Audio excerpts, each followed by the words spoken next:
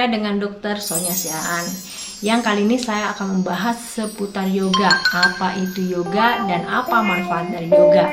Nah, bagi kamu yang baru saja melahirkan, saya sudah memberikan video untuk ibu-ibu yang baru melahirkan ya di sini. Nah, bisa kamu klik videonya seperti apa dan bisa kamu coba. Dan bila kamu ingin tahu tentang yoga, tonton video ini. Oke, stay tune ya.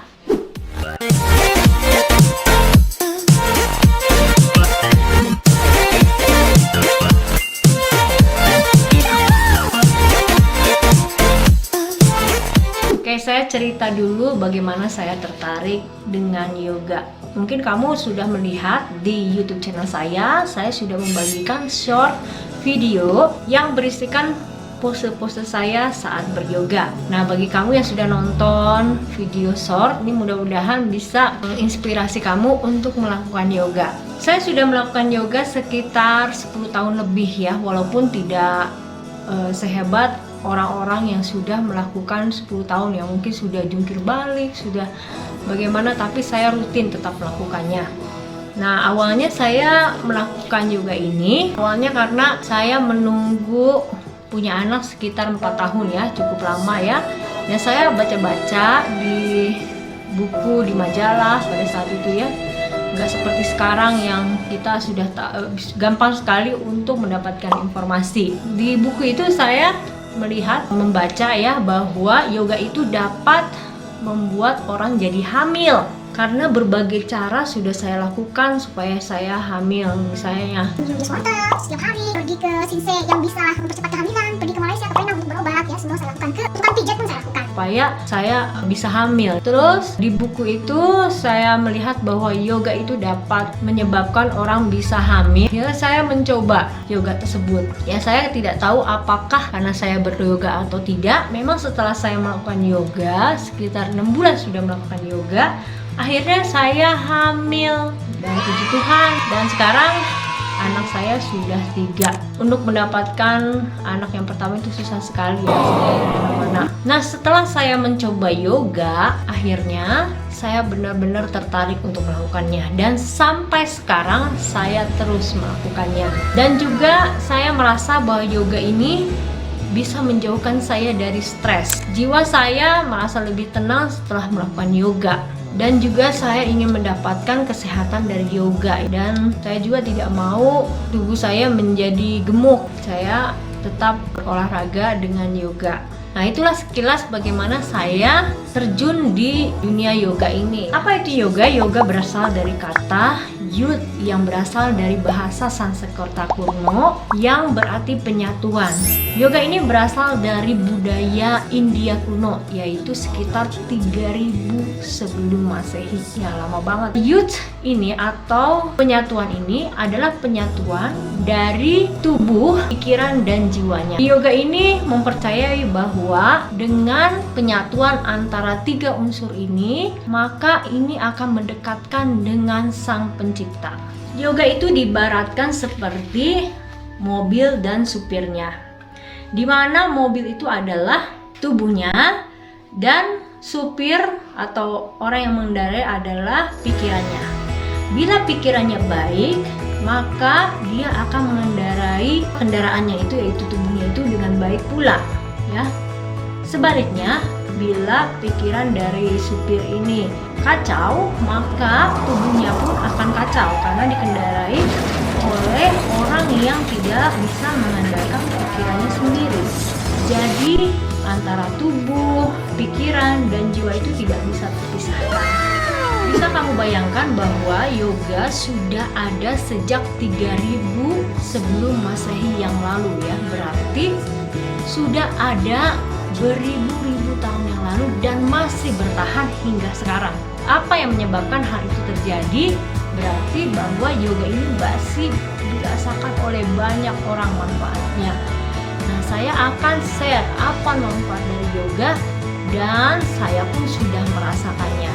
Mudah-mudahan saja dengan saya melakukan yoga, kualitas hidup saya lebih baik, tubuh saya lebih sehat ya, kendaraan saya yaitu tubuh saya sendiri saat menjalani hidup ini lebih baik ya, dan pikiran saya pun lebih jernih dalam melakukan kegiatan-kegiatan saya sehari-hari. Manfaat yoga yang pertama adalah meningkatkan kerja dari endokrin atau hormon kita.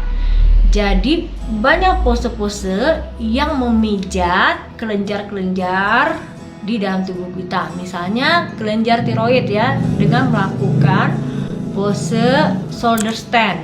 Nah, dia akan memijat kelenjar tiroid sehingga kelenjar tiroid itu dapat bekerja dengan baik ya. Masih banyak pose-pose lain yang bisa meningkatkan kerja dari hormon kita. Yang kedua adalah meningkatkan sirkulasi darah di tubuh kita dan otak. Jadi dengan sirkulasi baik, maka kerja dari tubuh kita pun akan bekerja dengan baik.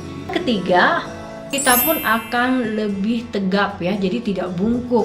Banyak pose-pose ya melengkungkan punggung sehingga menjadi lebih tegap ya, dan otot pun menjadi lebih kuat dan lebih lentur. Yang keempat adalah meningkatkan kapasitas dari paru-paru saat bernapas. Jadi pada saat yoga, dada itu dibuka ya, dan menghirup oksigen lebih dalam lagi ya daripada bernapas biasa.